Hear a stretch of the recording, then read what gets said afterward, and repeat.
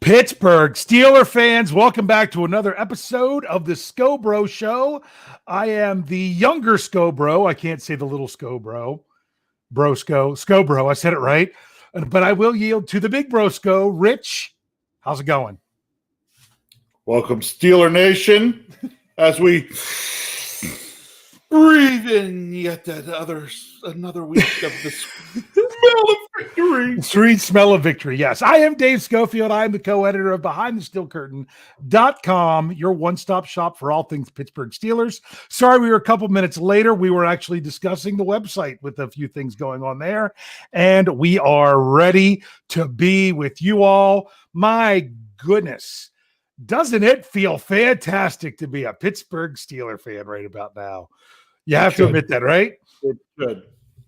So you happy? That's for me, but it should for everybody else. Yeah. You happy? You good?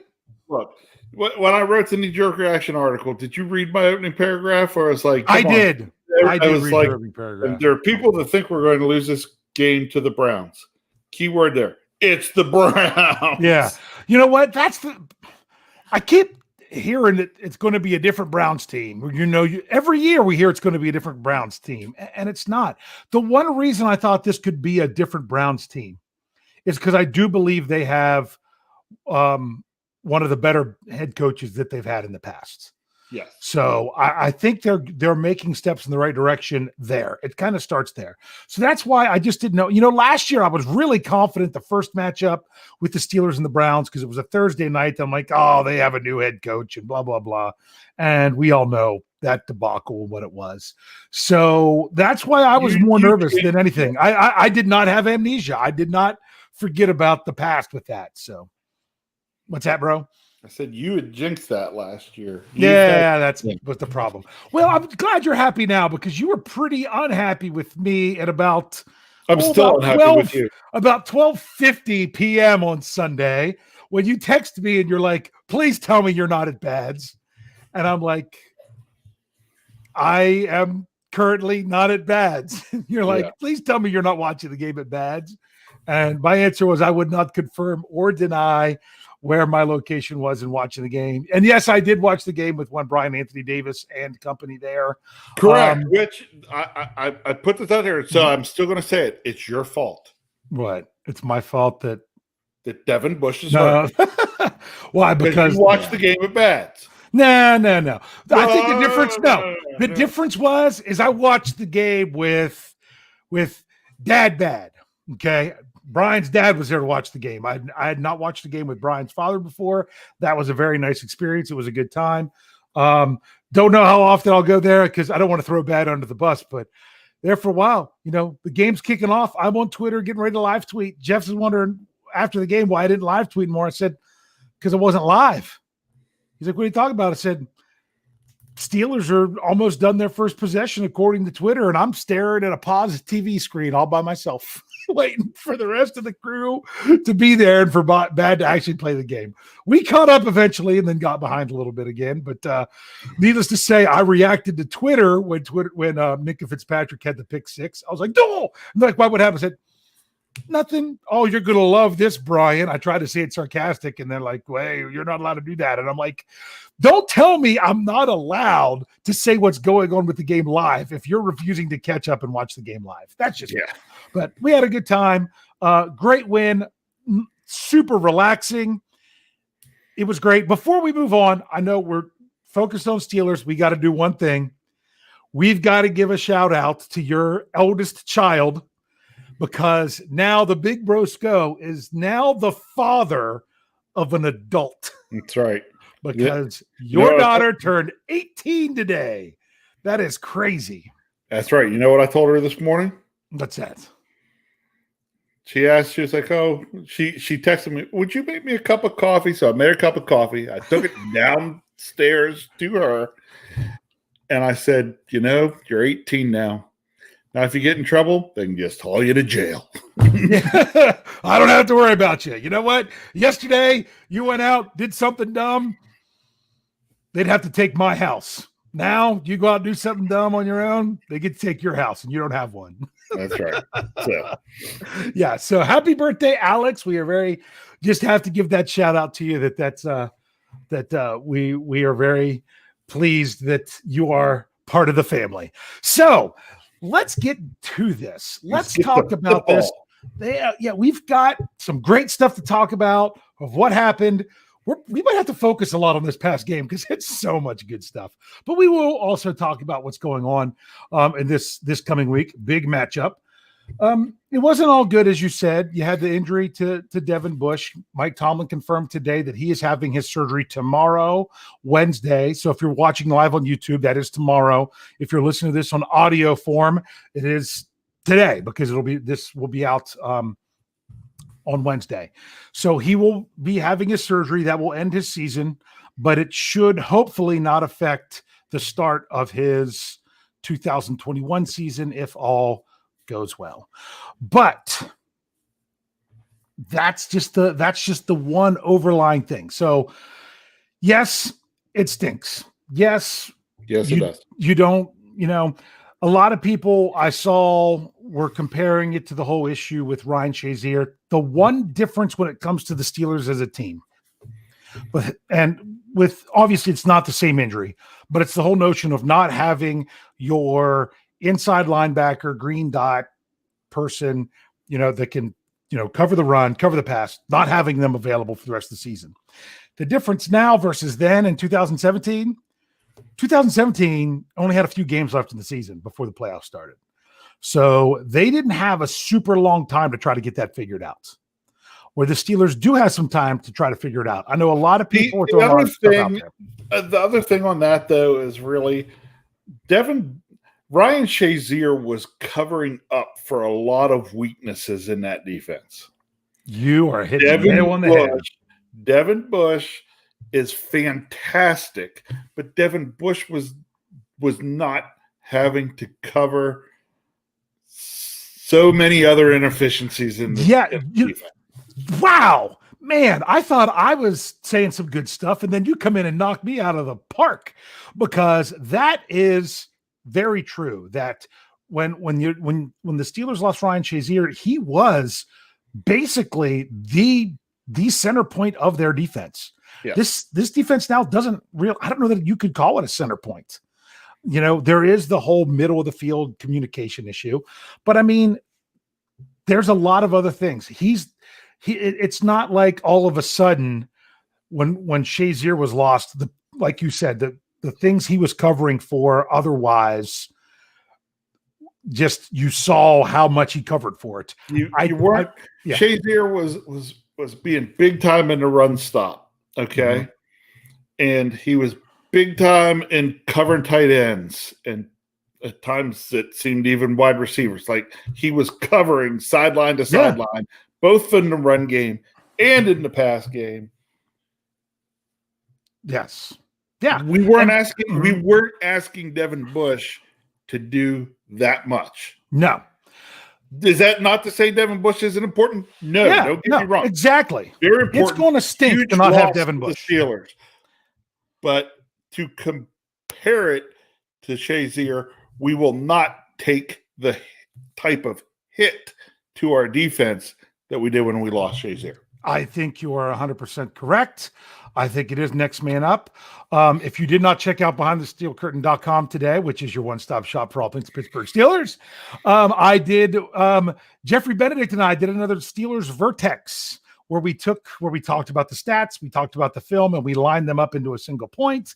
And it was looking at the play of Robert Spillane. Now, yes, it's not like he's coming in and he's going to do a better job than Devin Bush. That's not. But he does do things that are different.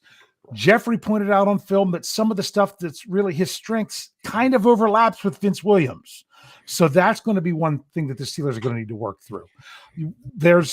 I don't know that the answer of covering for some of the stuff that Devin Bush did is necessarily going to come from even the linebacker position.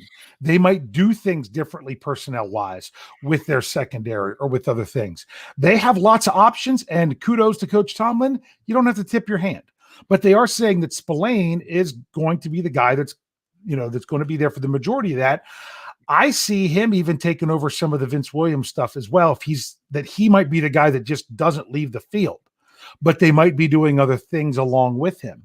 I would like to see some UG3 if they feel that he's ready for that. Maybe it's Marcus Allen. Maybe it's using more Cam Sutton in that safety role and having Terrell Edmonds come up and do some things. Right. And I know some people are like, oh, you said Terrell Edmonds. Terrell Edmonds has played solid this year. Oh, my God. God. The reason the Steelers are not having tight ends tear them to pieces over and over again a lot is Terrell Edmonds. Jeffrey Benedict's a person to answer that better than me because he has the film study where I dig into the numbers as well. It's kind of a fun article we've been doing because it was good. I read it. Yeah, because I love digging into the numbers, but I really want to know if the film backs it up. So we are really enjoying doing that. I hope he is because I sure am. All right, so, I'm trying to remember because again, I read articles and then they all start to blend together. Let's see. What was Kevin's on day? What was Chizak? Oh, Kevin's. Oh man, see there you go. His. I don't want to say the wrong thing, so I'm checking it real quick. His was because he's throwing in the extra film room to us. His was about the jet motion. Yeah, that's right. Yeah, his was the jet motion. Yeah, and you know why? Article. But I will say, when in talking about Spillane, the breakdown Jeffrey had of him, I really liked the one play when Spillane blew up that screen pass to the tight end. Okay, when Jeffrey broke that down, was fantastic because he was showing how quickly, and I think that's how Spillane jumped in front of UG3. Okay, how quickly Spillane saw what was going on and reacted. That's why he makes that play. Yeah, you're bringing up something. That was why we will say, compared to an NFL linebacker, because I wouldn't say this otherwise, because I really wish I had his speed. The slow Tyler Medikevich, his thing, the wire he didn't play as slow. He did not have rundown speed. We know that. No, that's where the slogan. Everyone knew that. But he reacted so quickly. Yeah. I think we're seeing the same thing from Spillane. I hope the pressure and everything being thrown on him all at once still for this week still allows him to have that quick reaction, because having a quick reaction saves you. That's where you can make up for not quite as quick. Well, so, his quick reaction was what got him past that block of the lineman to make that tackle for the loss on who was that on? Was that on Hurst? I can't remember. I'm still thinking of him blowing up that screen. That's what I'm saying. Screen was to the tight end. Yeah, but I don't think it was Hooper. It was I don't know who it was. It was one of those guys. Yes, that's what. So there's some discussion. There's some discussion going. Yeah, some guy wearing this dirty brown stuff on his white jersey. Yeah. Some discussion going on in the live chat was something you and I actually talked about briefly beforehand, because I had received this as an email. The whole notion of kicking the tires on Clay Matthews. Well, here's a couple things about Clay Matthews. One, he's a better outside linebacker than inside linebacker, although we played both. 1, 2, he's 34. Okay, he's 34. He's losing a step, and he would be way down on the depth chart. So the Steelers are going to sign somebody. It might be to the practice squad, or maybe they even don't, because maybe they don't have to demote someone and they'll activate Wisniewski, because they're going to have to do something when Devin Bush goes on IR. So Devin Bush goes on IR, you're going to need another player. I don't know if they could temporarily get by activating Wisniewski or something like that. They might not even be making this move yet because they're still trying to figure it out. It might be a player to just back up on the practice squad, because remember, having a player at a position that's inactive every week is kind of like having an extra guy on the practice squad. UG3 has only been active one time, and that was not this past week, but the one before. So you're going to need another body for inside linebacker at some point. So I just don't know that the answer is going to be someone who's 34. The Steelers are doing their due diligence. I know they brought in somebody yesterday, a linebacker that played for Ball State. They'll be looking around. They'll have another player at the position at some point. Whether he's on the active roster or practice squad remains to be seen. So, but yeah, The reason I said I wasn't sure what Kevin's film room was is because I've already started to get articles ready for tomorrow for the website, and we have a really good article coming out tomorrow. I assume we're going to run it tomorrow. I loved it. Jeffrey Benedict did another film room. I just liked it so much because, I mean, the title of it alone sold me. The title of it alone sold me, and that was it was, of course, Steelers Film Room. Jeff might change this title, but I hope he keeps it. Ben Roethlisberger and the terrible, horrible, no good, very bad RPO, where he broke down those plays where the Steelers were running the run pass option and how they need to just, it's not working to the strength of your quarterback. You're not running it the same because you're a quarterback. You might just be better off running. Mind them, but they ran the same one 3 times. I don't want to spoil it. You've got to read this article tomorrow. Okay. So get off the article. Get into the super chat. Oh, I know. Yeah. Because we've got $2.99 in the super chat coming in from is that Demexon Plays? Dempson. I don't know. He says Deion Jones for a trade, 3rd round pick. Michael Beck did an article about some possible trades the Steelers could do before the trade deadline, which is 2 weeks away from. It's 2 weeks from 4 o'clock this past afternoon. There, I got it out. Election day, if that matters to you, 4 o'clock on election day, November 3rd. But I know we also did an article of possible free agents out there. Some people gave us flack because one of the names on the list was, I don't want to even say the name, but the last name rhymes with perfect. Yeah. If you know what I mean. I do. Jeff was compiling this. I was talking about. I said, can we throw something in there like, please don't. This list does not mean these are serious considerations. My goodness, look at the last name on the list. You should know that not all these are options. That's not really an option, but there are some options out there. I don't know that the Steelers are exploring an option that's someone that they're going to have to call on to start or play. Yes, they did that with when Shazier went down, that they brought in someone from the outside rather than play who they had. But that was also because they lost Tyler Medikevich in the same game. Mm-hmm. So that was part of the issue there. So I think the Steelers are going to see what they can do with the guys that they have to start, but also look, they're going to need some other depth pieces. And who knows, maybe you find that diamond in the rough. So anything else you want to say about inside linebacker before we roll into some offense? Nah, give them some time. On the bright side here is, everybody's been singing Kevin Colbert's praises with the latest draft. And you got to think back to last year, the Minka trade, and that they're going to figure out what they can do. Yeah. And whatever they do, they're going to be happy with. We may not be happy with. Yeah. And later on, they might have wished they had done it different. But the decision they make right then and there, they're going to be happy with. So, right away on our Slack channel, Michael Beck asked, "Hey, any chance they could try to coax Luke Kuechly out of retirement?" And I'm like, Panthers still own his rights, as far as I know. I couldn't find that they don't. So I'm like, something like that would, is intriguing. But, I also think that because part of what my article said today is Spillane outgraded Devin Bush. Yes, if you look at PFF. I saw that. So, and it was in coverage that it was what he was grading high in. But it's a very small sample size. Let's get some more of the sample. We'll see about it when it comes to Tennessee. So let's get back to talk about, because we can take this topic of what the show is tonight. We're going to talk about it from this past week, and we're still going to talk about it to look forward. And that is efficiency. This was your idea. This was your topic. Well, one Jefferson Hartman helped me dress this up a little bit. Of course. It was efficiency, not extravagance, is key to the Steelers offense. What do you mean? What do you take that as, Rich? What was the point you were ultimately wanting to make with this?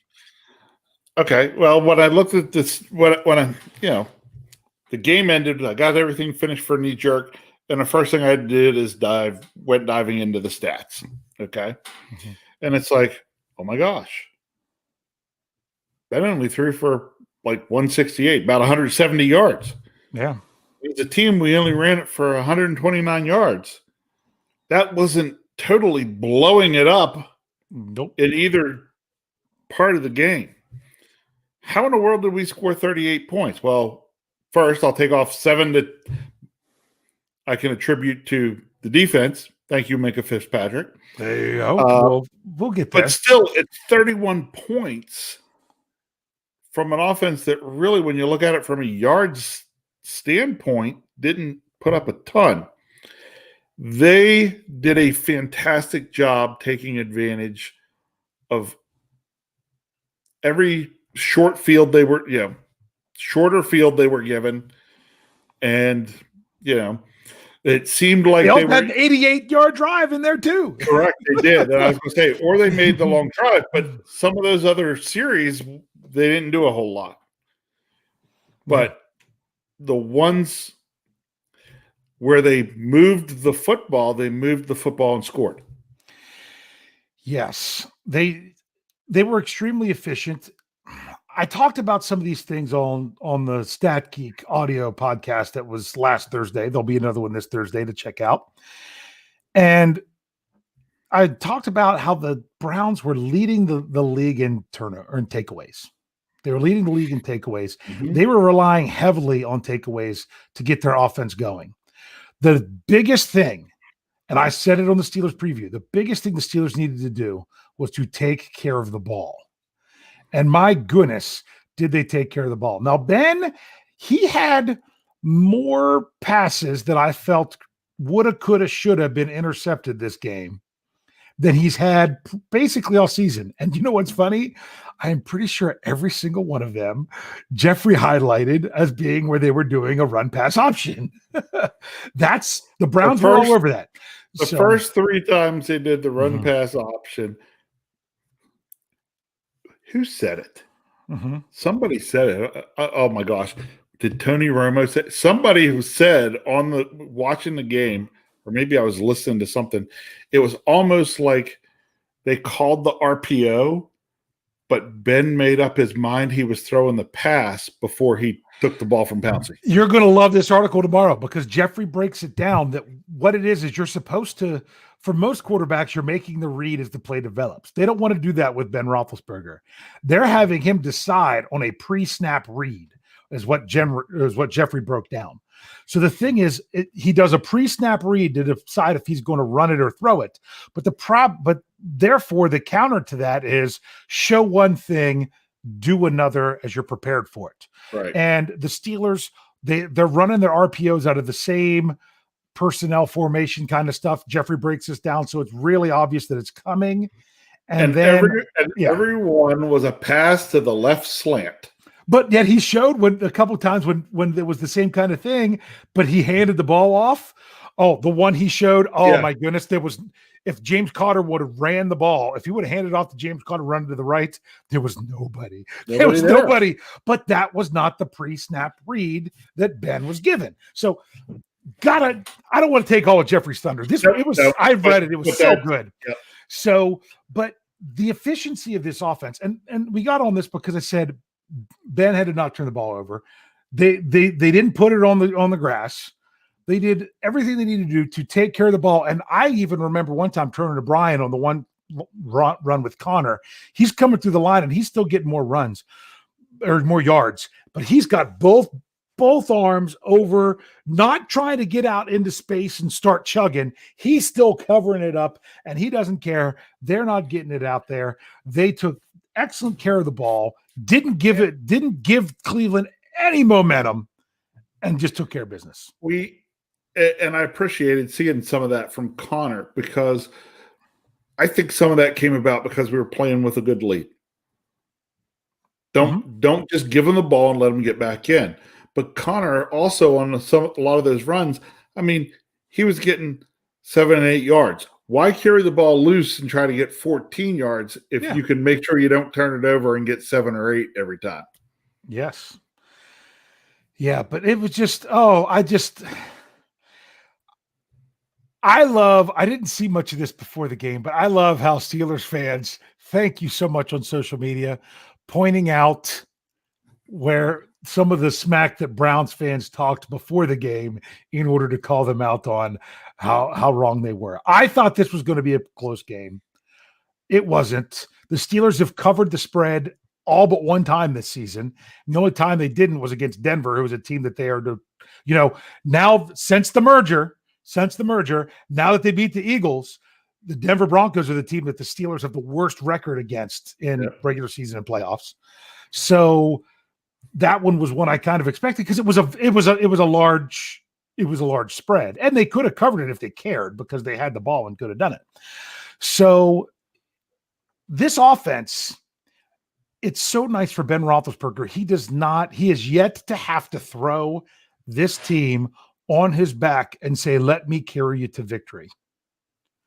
But you haven't had to put the team on his surgically repaired elbow. I've said that before.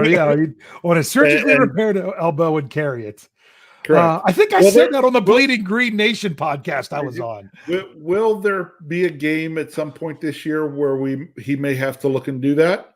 Mm-hmm. I think so. There will be. But it's nice that, we've seen the years where it's been dependent on Ben to do that every single week. Yes. So yes, it has been. And that was, there's so much different with this team. Coach Tomlin, in his press conference again today, made the comment he was asked the question about where Ben had talked last week about how it was so great to see Juju just so happy for Claypool after his 4-touchdown game, and that he wasn't upset. He was laughing, smiling, and it was genuine. And the whole point was because he had never had that. Just remember, Ben Roethlisberger, now the Steelers are 5-0. This was only Ben Roethlisberger's 7th game since the departure of one Mr. 3rd and 5th. Now, granted, he had another game in there where he didn't play, but he was still a part of the organization. It hasn't been that long because Ben missed so much of last year. And that's new to that's new to him. And Coach Tomlin said, he's like, this is how it's supposed to be. The story shouldn't be those one or two outliers that take away from everyone else wanting teams to improve and everyone else to succeed. So, but that's what's going on with this team. It doesn't matter who's getting the ball into the touchdown zone. All that matters is it gets there. Does Ben Roethlisberger care that he only threw for 1 touchdown and only threw for 162 yards? Yeah, it was 168 total because Mason Rudolph had 6 of those in case you're that's right.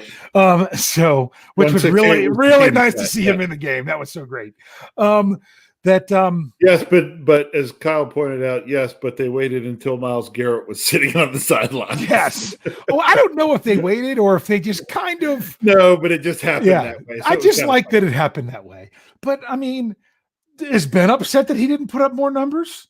No, because this whole team, it's about the tally in the win column. Yep. Ben was probably just as happy to turn around and hand the ball to Benny Snell and see Benny Snell run into the end zone. Yeah, exactly. Yeah. And look, Juju Smith-Schuster had 6 yards on 2 catches, something like that. It was something very small. But they haven't had to go to Juju. They haven't had to. Chase Claypool was showing that he's a physical specimen that they can go to. Yeah. Grandpa Strong, they were just going at him. The story was Josh Dobbs is the one who told Ben, hey, do the pump fake and hit him deep or something like that. Really? Set him up to that play that scored that touchdown. Well, I noticed what Ben was doing and why more balls were going Washington's way is because they were rolling safeties away from the James Washington was getting the one-on-one coverage. Yeah. Yeah. Well, and I think this year Ben knows I've got such a receiving core that's what we want to look for.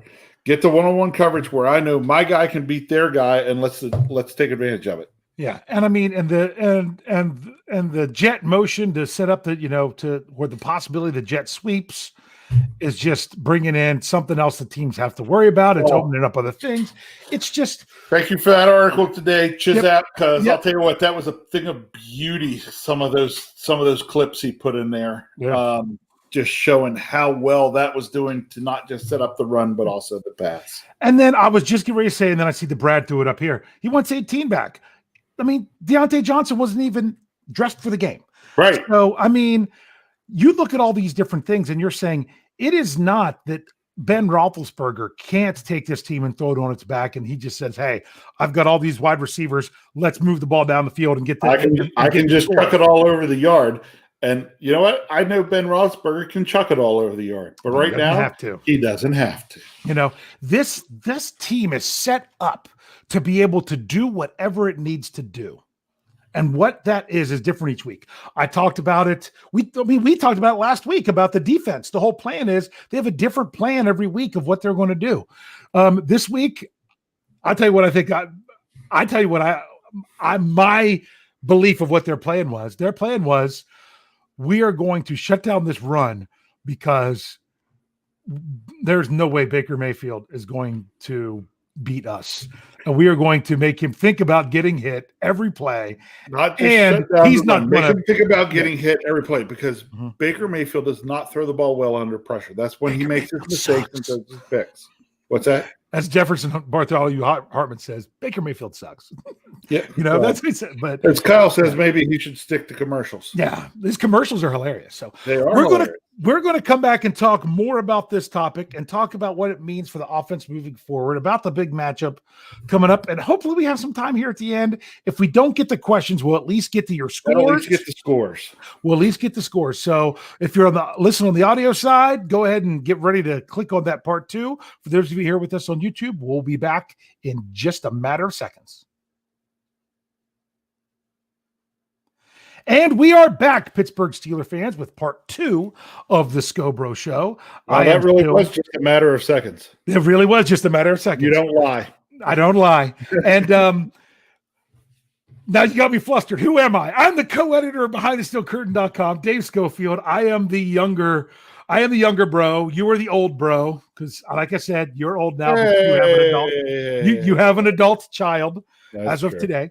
So something I didn't do that I know that I don't have Thaddeus sitting there to ask me. He actually sent me an email earlier today because he wanted the answer. Because he didn't know trust me, he texted me to make sure I knew. He was like, "Are you still in? Are you still in the pool?" I was like, no. I was eliminated week 1. Yeah, I was eliminated week 3. We are down 2. This is very ironic. I should have put this in the article. It's for a Marquise Pouncey football, correct? Yeah. Who was the football last year? Do you remember? One David DeCastro. It was David DeCastro. And David DeCastro wears number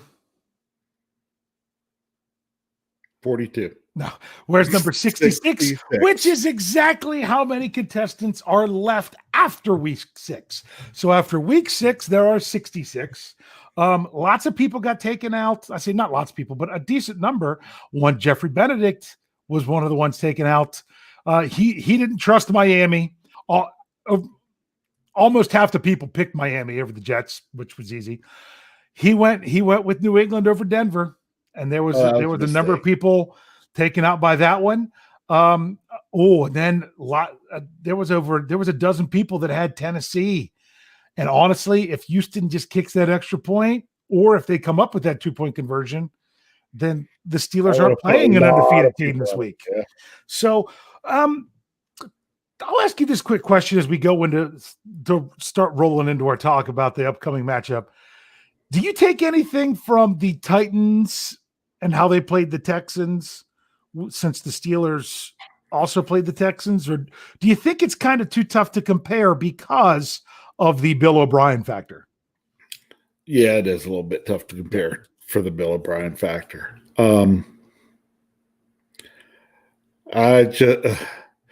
Romeo Cornell in coaching that game was trying to be like, shall I say, his old mentor from his days with that team up north and tried to pull a Belichick.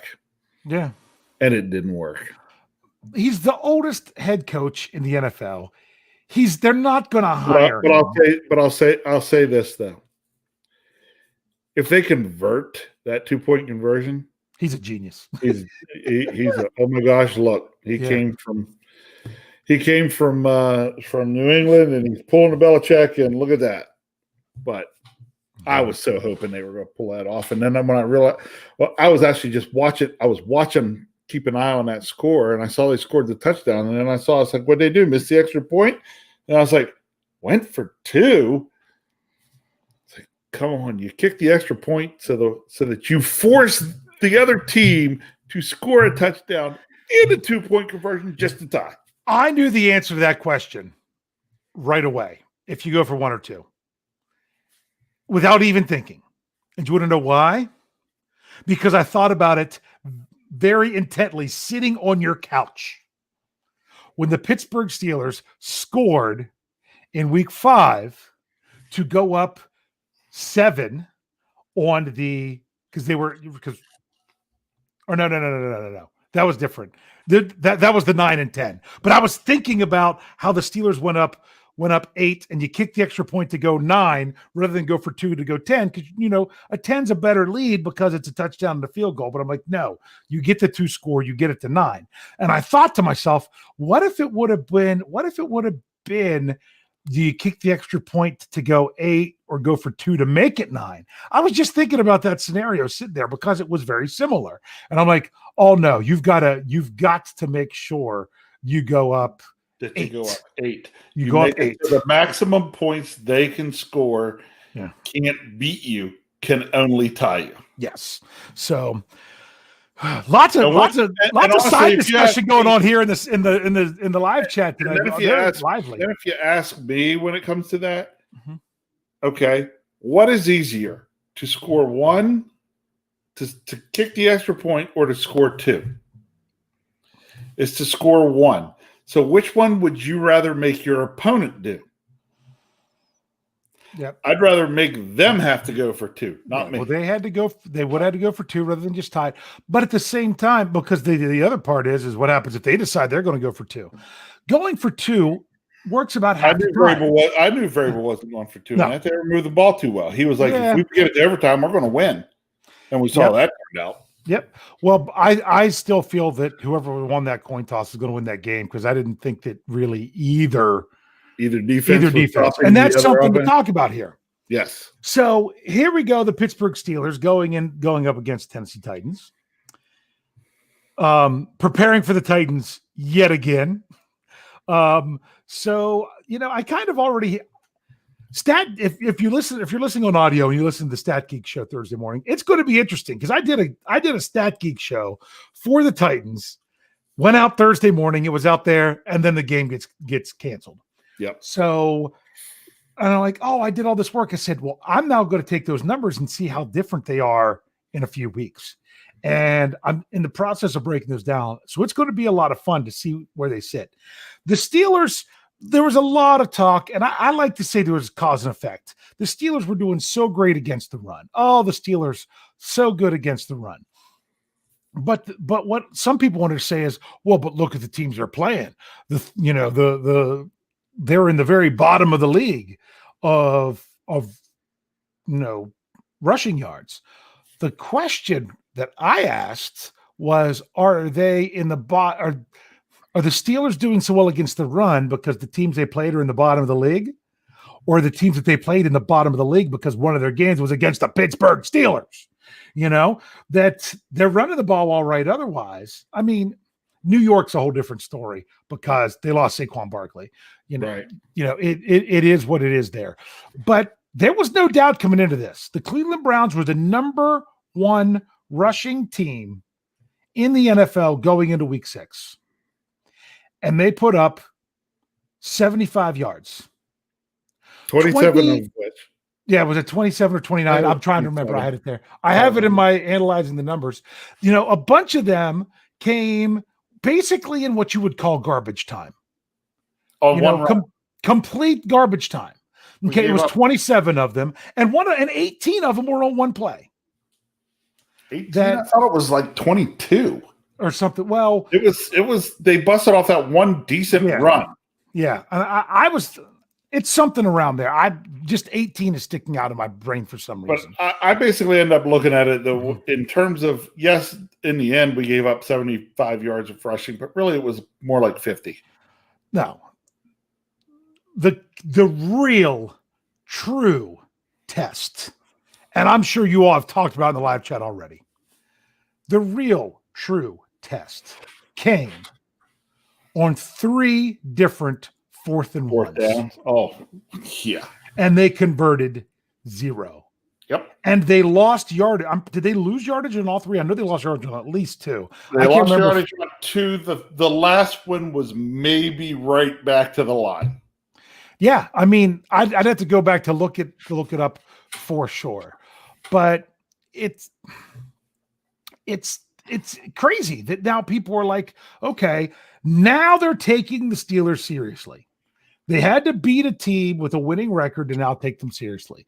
So I can tell you this, though, I'm pretty sure the Tennessee Titans are taking them seriously as well, because if they don't, they're fools. The Steelers, the line's growing. The last I checked, the Steelers are favored by 2 points in Tennessee. So that's crazy. And here's what's crazy. The Cleveland Browns are still leading the NFL in rushing, even after only having 75 yards against Steelers. They are still leading the NFL in rushing. Yeah. They are over 1,000 rushing yards on the season. But their game against Dallas will do that for anybody. Yeah, that really, really helps. So sorry, I was looking for something that I had around here, and now I can't find it because I'm trying to figure out what their yards are per game. And so I had it written down at one point, so I'm just going to have to figure it out here, because that's one thing that I've done is that not everyone's played the same number of games. Too many teams have had buys and stuff like that. The Cleveland Browns are still averaging 169.5 yards per game. That was down from 188.4. That's what that game against the Steelers did. So basically 170 yards a game. The Steelers are getting ready to face Derrick Henry, who individually is leading the league in rushing. That I didn't verify that with myself. That's just what I'm going with.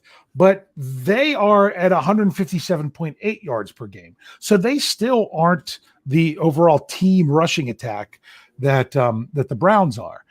But of course, the Browns didn't have their number one rusher. He was out. But you know what? The Titans aren't going to have their number one tackle. Correct. With and Tyler Lewan, but the Steelers aren't going to have their inside linebacker. You know, that's the way things are in the NFL. Yep. So, do you think the Steelers can do the whole, effective, not extravagant offensive philosophy, or do you think this is the game where it's going to be on the other side of the ball? They're not going to be able to pull it off like they did against the Browns. It's going to take a little more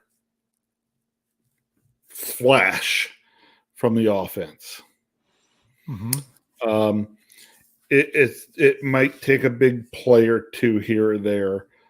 Although, you could argue we had some of those big plays there. The touchdown pass to Washington, I consider that a pretty big play, But it's going to take some more of those types of things. It's going to take if the offense last week against the Browns looked very different from the offense against the Eagles, where Chase Claypool, catches 3 touchdowns and runs another.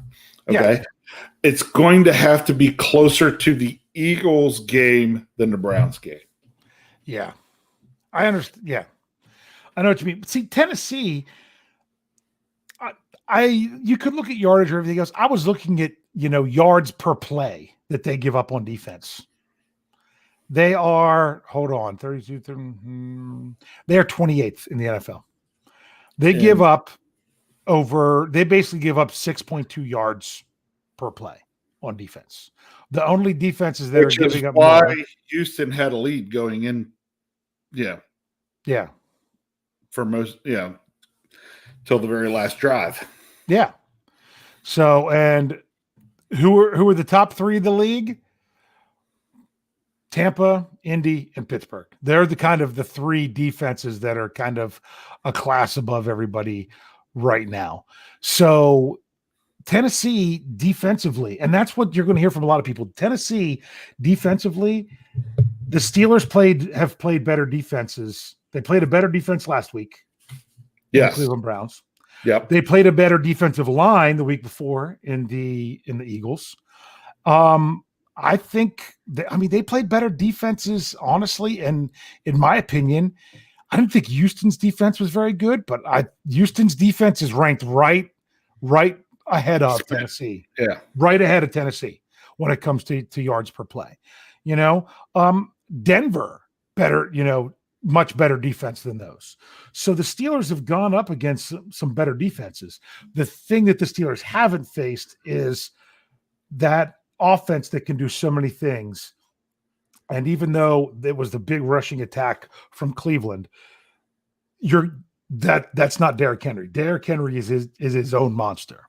So what do you do if you're the Steelers? Are you ready? Are the Steelers ready for a shootout? Is the Steelers offense ready for a shootout? I don't know that it's going to have to be a shootout. Uh-huh. This could be one of those games, though, where, the Steelers are down 24-22 with 2.5 minutes to go and get the ball, and it's on Ben to lead them down to at least get a field goal to win. Mm-hmm. You know what I mean? It's going to be, I expect the teams to probably both put up points in the 20s, mm-hmm. But I don't think there's going to be time in the game to get it where both teams are up in the 30s. Yeah. Because both teams like to run the football. And that's going to eat clock. That's a really good point. I had a question, and then I'm like, no, I want to ask something else. And then I'm like, no, I want to ask something else. No. I perplexed you. Yeah. Well, no, I good. Nice to see Big Bro still got it. Yep. Big Bro does still have it. Still taking I still think the woodshed. Yeah, I still think this offense. Seattle has 2 losses. That's what I should have said. Although they don't. There's only 3 teams that are undefeated, and I can't wait for Seattle. And 2 of them aren't. Yeah. So, I think this is the game that the Pittsburgh Steelers absolutely could go up against Tennessee and against that defense and be ready to go toe-to-toe and say, hey, let's looking at these games that are in the 30s and 40s like they've been having and say, we can match you point for point and give us the ball at the end and we'll go down and do what we have to do. I think they absolutely can, but I don't think they'll have to. It could be 40-17. Yes. Like it was the last time they played the Titans. Yes, it was. We enjoyed that one, didn't we? Dilly. Yes, that was the dilly game, and we were there for that one. That's right. So, but it wouldn't surprise me if a game ended up like that. Just bust a couple plays, maybe pick up a turnover or 2 that leads to scores, maybe get a return touchdown, get a lead, make it to where they're not going to stop feeding the ball to Derrick Henry, but it starts to take time off the clock. And, we milk it out in the end, and maybe we win by 10 or 12. Yeah. But as somebody said earlier in the live chat, it could come down to a field goal or less. It could. That's kind of how I felt last week. I said I could see this being a blowout. I can't put for the blowout. Steelers. I don't see Tennessee being able to blow us out because if we get behind, Ben puts the game on his surgically repaired elbow, and I don't think they can blow us out. I don't think their defense is not good enough to blow us out. The only way that happens if it's just one of those games where everything goes wrong. And that was my biggest fear. And that was my biggest fear going into Cleveland, because the last time the Steelers played Cleveland for the first time of the season, everything went wrong. And I'm like, no, the Steelers came out and they made everything go their way right off the bat. I mean, that game was over 5 minutes and 55 seconds into the game when Minkah Fitzpatrick, put his foot in the touchdown zone with the ball on an interception. For real. Now here's Yeti says, hey, we will hold Henry to 73 yards. Mark your calendar. I don't know if I want to go down that low, but I could see us holding Derrick Henry under 100. Yeah, for sure. And the thing is, they're just going to keep giving the ball. The hardest thing to keep Derrick Henry under the century mark is because of how many times they will give him the ball. But look at what the Steelers were doing against Cleveland. They were stuffing the run on first down. First down is everything. First down defensively and offensively. This is the difference. And Lance Williams said it all the time last year, and he's right. And I will tell you, I will hint at this. Stat Geek Thursday, an audio platform. I forgot last week to do a user question. I have one this week, and it comes from one Lance Williams. But Lance would always say, first down is everything. The Steelers aren't getting anything on first down on offense, and they're giving up too much on first down on defense. Yep. I'm like, okay, yeah.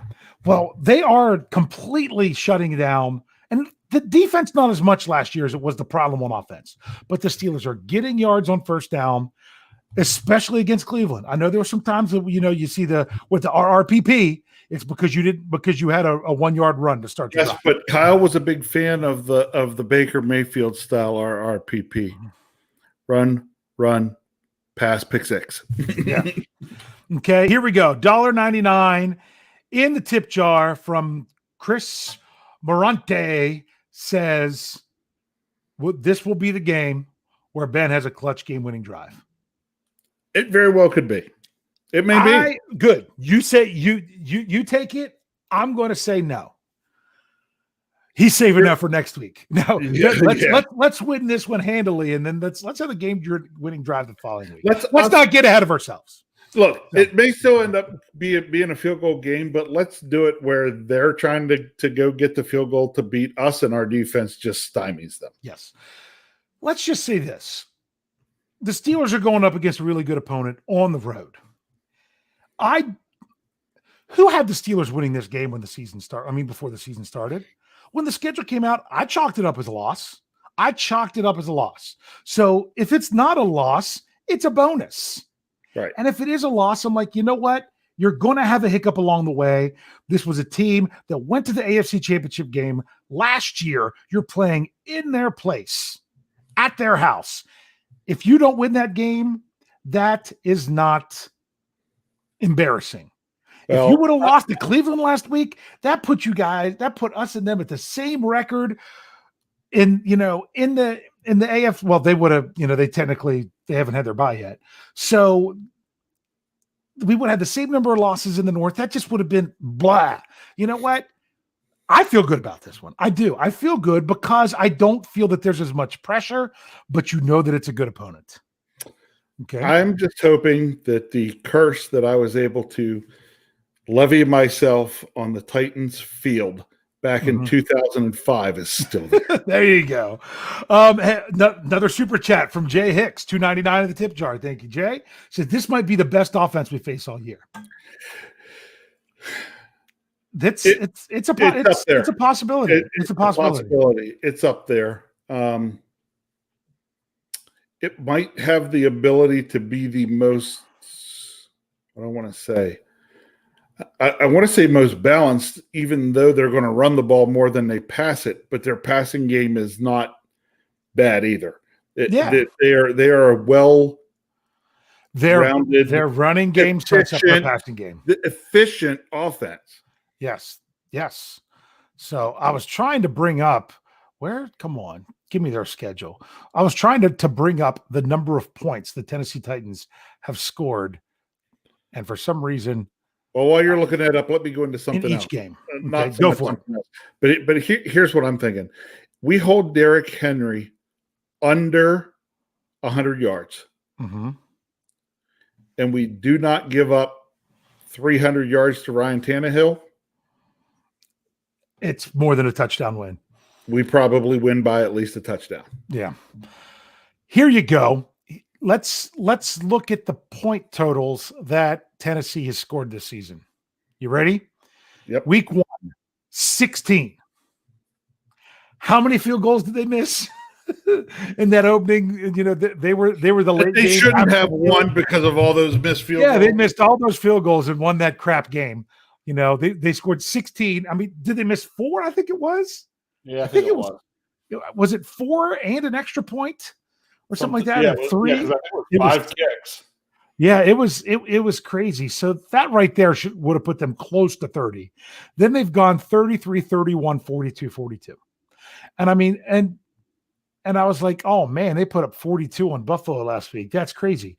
But then you watch Buffalo, you know, that was even in the rain, but that was up against Kansas City. So they had a tough stretch there. It's going to be interesting to see because with this offense, what they do. I'm ready for this game. It's going to be highly entertaining.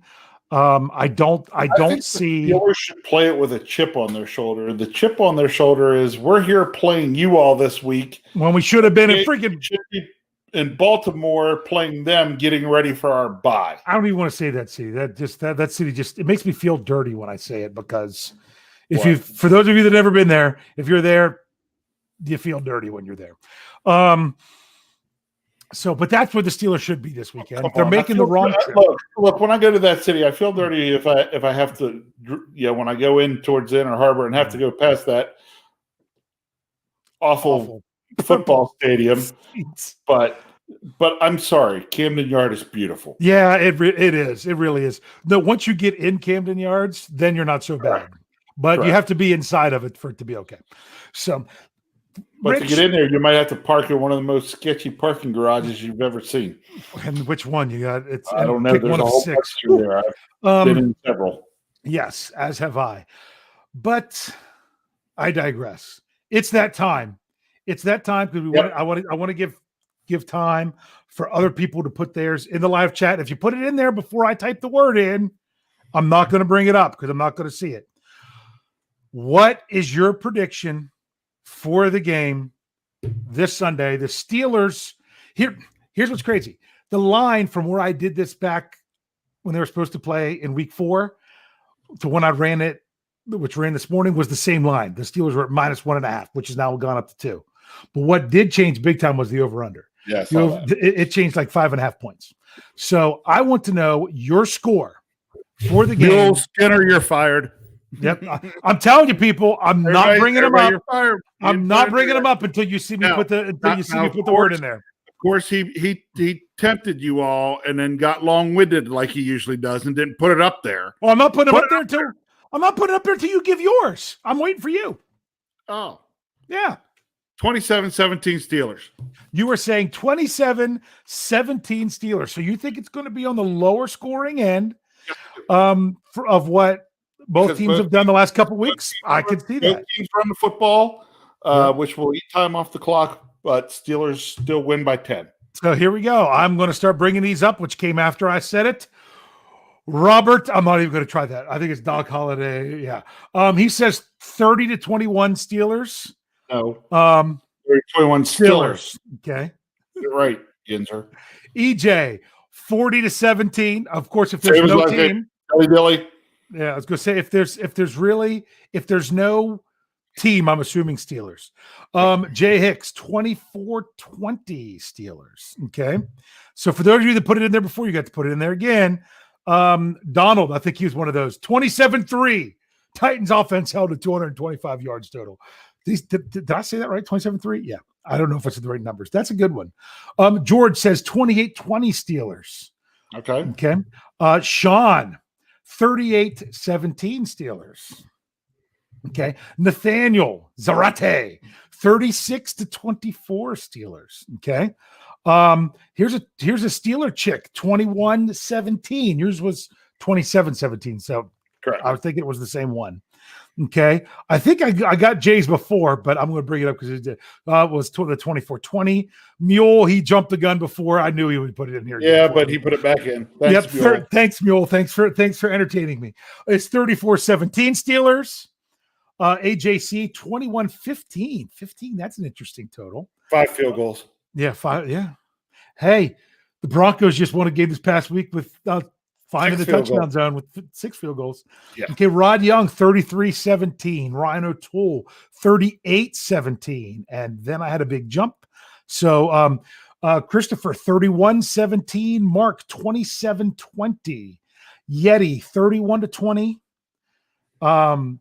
Steelers Pittsburgh says 35-17. That's an interesting total. I might like that one a little bit. You missed somebody somewhere. Somebody actually stuck in there the Titans I'd seen. Oh, well, maybe I'll have to put it in there again. You keep going through. I'm going to scroll back up. Mule said we're going to win big and send a bigger message to the NFL. Deal with it. Haven't seen Deal with it scores for a while. He's everybody write it down because he's write good. This down. 34. Go to, I'd say go to the casino, but I don't know if you can. Some casinos can't get to. Get online, write it down. 34-13 Steelers. We're going to try to remember that one. Okay. Oh, I know why. I see it. I see it here. If they put it back in because they jumped the gun by 1. Was this one presuming the field is sloppy? He's taken 23-18. No, it was Tennessee. No. Okay. I'm not going to say his score because he got it in early, and that was okay. Ron Reed had one in that was the Titans, but it was right coming up. It was the comment right before you asked for scores. He's here. I'll get him. Suplex Tyler 28-7 Steelers. Ron Reed put it in there. 31 Titans, 26 Steelers. Yeah. That's very interesting. Here we go. No man 27. Or 27. I can't even read this. 24-14. 14. Yep. Okay. If Steelers can stop Henry under 100 yards. Tyler Sutton, 33-33. Both teams stay undefeated. Both teams stay undefeated. That's pretty funny. Okay. Tate Boys, 31-20. Christopher, we already had his. He did it again just to make sure. Mango Masher, 16-0. Okay. All right. That's their season record. We got to love it. Double HH, Injuries Prevail, 24-17. We got Solarverse at 35-13. Okay. We've got a Never Trumper in there of a 31-10. We've got Mule. I clicked on his again. He says Fitz has another pick 6. I'll take a defensive score. Daryl Slaughter. The score is Steelers the winner. Okay. Yeah. Cree says he's always wrong. He just wants to win. Okay. I thought we might have already had this one with Tate Boyd's 31-20. Okay. We're getting some repeats going on. Here's one with Robert. Did we see 43-28 Steelers? That one's interesting. That is. So, and then, hey, Tom, Titans 31, Steelers 17. Tom, you're a jag. Yeah. Hey, Tom. You don't know what you're talking about, Tom. Okay. Nathaniel asked if we're taking questions as much as we'd like to. We're out of time. We got the chat for too long. I was too long-winded tonight. Okay. He did ask one question, which I think we'll bring up the one. Because he said he wants to know how many Steelers fans at Nissan Stadium. That's going to be a good question because that's a tough one. Because tickets are awful hard to come by. I don't know if Steeler fans can find them down there unless I don't know their procedures. All I know is that it's very difficult to get Steelers tickets right now, even if they were allowing as many fans. I think they're allowing more fans in Nissan Stadium, but I think you'll see some towels. I think you'll see some towels. You'll see some towels. But Rich, this was an awful lot of fun. I'm excited about this game. This is one of those games that I'm like, I have great confidence in the Steelers, but I'm you don't have to worry about, losing to those Jags from Cleveland, which was my biggest fear. I'm like, I don't want to lose to those jerks. The Tennessee Titans, they're a quality football team. They are a very quality football team, but I still think the Steelers can show how quality they are by going out there and getting the victory. So make sure you are tuning in for all of our podcasts. We've got the live shows on YouTube Saturday to Thursday because tomorrow night. Make sure you're ready for tomorrow night's Know Your Enemy. They're back. We get them again. Because they're coming back, are they? They're coming back. We have the guys from Tennessee Titans Weekly. If you're a Titans fan, listen to this. Make sure you tune into that one because those guys are a lot of fun. It'll be a good one again tomorrow night with Michael and Jeffrey. Then Thursday night, you get the preview with myself, BAD, and Jeffersonian Bartholomew Hartman. Then on Saturday, you'll have Steelers Brunch with Tony to get you ready. Sunday, you'll get the post-game show. And then we're right back into dealing with the next week, going into the hangover, and we'll be back on Tuesday. Lots of audio shows. We've got all of our YouTube shows on audio. We've got the Touchdown Under on Saturday. Why am I sounding more like I'm from New England than Australia? That's just wrong. Their show's gotten so much we've broken into two parts. Bad's attempt at that's not Australian. His Yinzer yesterday. Did you hear that one? No, his Yinzer all the time is pretty bad. Yeah. So he thinks it's great, but it sounds more like he's from New York than it's not. Pittsburgh. Yeah. I'm not going to go there. So, I hope you heard that, Brian. Bring it. But make sure you're getting Jeff's Let's Ride Monday, Wednesday, Friday. I'll Stat Geek on Thursday. The live mic was on Tuesday, so there'll be another one next Tuesday. You've got updates on injury reports. You've got updates from Tomlin press conferences. If there's breaking news, you'll get a short podcast. Check out those short podcasts. Some of those are really good. Brian Anthony Davis has been putting on a nice short podcast from where he's on a radio spot in South Central PA that he does every week with them from a radio station that goes on there. So make sure you check this out. And, of course, there's bad. That was bad. He's chiming in. That means we've gone too far. So make sure you're checking out Behind the Steel Curtain, your one-stop shop for all things Pittsburgh Steelers. Man, the site is on fire. You all were checking it out. The content is flowing. We've got the Steelers are on fire. We've got great people contributing. So make sure you're checking it out there. Rich, big game this Sunday. Anything else you want to say? Not signing us off. Anything else you want to say? Anything else I want to say? Just again, don't forget to come back next week on Tuesday night because I want to be able to breathe in that great smell of victory yet again, saying we knocked another team from the ranks of the undefeated. That would be fantastic. We are looking forward to it. We will see you all next Tuesday. Can't wait.